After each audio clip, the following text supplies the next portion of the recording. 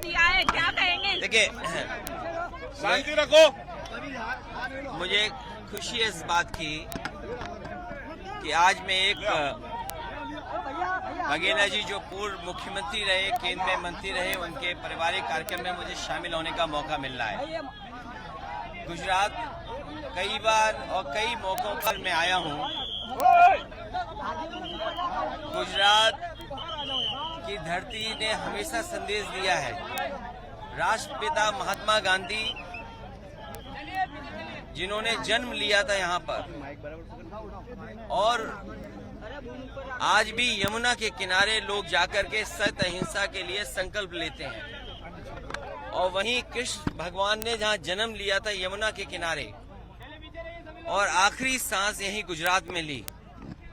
ये जो रिश्ता है उत्तर प्रदेश से यमुना का, राष्ट्रपिता महात्मा गांधी जी से और कृष्ण भगवान से, कि जहां राष्ट्रपिता महात्मा गांधी ने जन्म तो गुजरात में लिया था, लेकिन आज यमुना के किनारे उन्हें याद करते हैं लोग, संकल्प लेते हैं जाकर के। वहीं भगवान कृष्ण ने जहां जन्म लिया था यमुना के किनारे, और उन्होंने आखिरी सांस ही गुजरात में ली थी। ये रिश्ता यमुना का और उत्तर प्रदेश वासियों का है।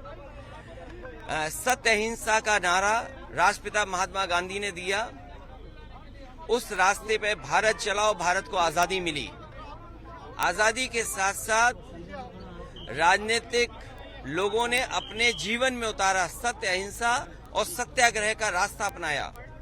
लेकिन जब से भारतीय जनता पार्टी की सरकार देश में आई, और खासकर उत्तर प्रदेश में, भारतीय जनता पार्टी सत्य भूल चुकी है। वो सत्य के रास्ते पर नहीं है और अहिंसा का रास्ता बुलडोजर ने ले लिया। गांधी के देश में अहिंसा का रास्ता ही जिसका बुलडोजर ने ले लिया, और फिर ईडी, सीबीआई, इनकम टैक्स। और गुजरात में अगर ये बात हम पूछें, गुजरात के लोग तो मैं जानता हूं, और खासकर उद्योगपति यहाँ के कई बार मुझे मिले हैं, वो कहते हैं कि अगर इनकम टैक्स का छापा उन पे ना पड़े तो उन्हें बड़ा बुरा लगता है। तो गुजरात के लोग तो इस बात को जानते हैं।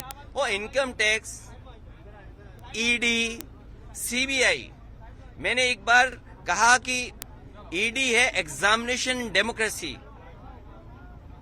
आपको इस परीक्षा से गुजरना ही होगा। कम से कम बीजेपी कांग्रेस के रास्ते चल रही है। इस देश में जो परंपरा कांग्रेस ने डाली थी, उसी रास्ते पे भारतीय जनता पार्टी चल रही है। भारतीय जनता पार्टी कोई नया काम नहीं कर रही। ईडी, सीबीआई, इनकम टैक्स से छापे मारना, और जो लोग छापा मारते हैं वही हश्र होगा जो कांग्रेस का हुआ है। अगर आज ये छापा मार रहे हैं तो कल बीजेपी के भी नाम लेने वाले लोग नहीं बचेंगे। लेकिन तेजस्वी यादव को जिस तरीके से आज सीबीआई ने समन्स दिया है, उसको लेकर क्या कहेंगे? देखिए, सीबीआई, ईडी, इनकम टैक्स, ये सब सरकार के इशारे पे काम करते हैं। इसीलिए मैंने कहा, आप तो सीनियर जर्नलिस्ट हैं, पत्रकार हैं, ये बीजेपी कांग्रेस के रास्ते है। कांग्रेस ने भी देश के बहुत सारे नेताओं पे ईडी, सीबीआई, इनकम टैक्स समय समय पे मारे हैं।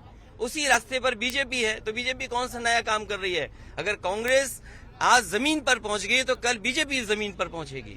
आतिक अहमद की जिंदाबाद, जिंदाबाद, अहमदाबाद की साबरमती ये काम हमारे नहीं है, ये काम सरकार के हैं। सरकार मिली रहती है, कई बार सरकार मिली रहती है और सरकार ऐसे फैसले लेती है। और नॉमिनेशन जेल से हुआ, वो सरकार बीजेपी की थी। समाजवादी पार्टी जब बाई इलेक्शन लड़ रही थी मुख्यमंत्री, उप मुख्यमंत्री के खिलाफ, तो बीजेपी के बड़े बड़े नेता, उस जिनका नाम आपने लिया, उनसे मिले हुए थे।